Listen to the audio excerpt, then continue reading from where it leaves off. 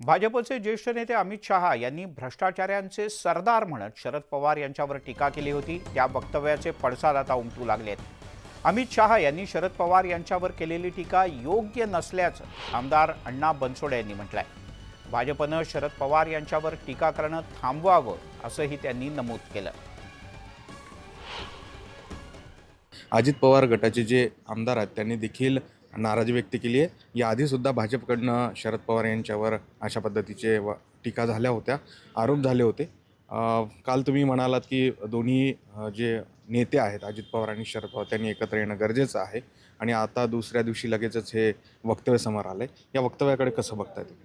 खरं तर काल राष्ट्रवादी काँग्रेस पक्षाचा अजित पवार गटाचा पिंपरी या शहरामध्ये मेळावा होता।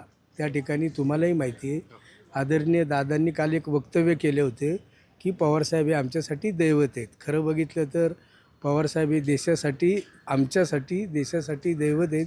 त्यांचा प्रदीर्घ अनुभव पाहता जर त्यांच्याकडं लोक किंवा भारतीय लोक किंवा आपल्या महाराष्ट्रातली लोक एक आदराने त्यांच्याकडे पाहतात।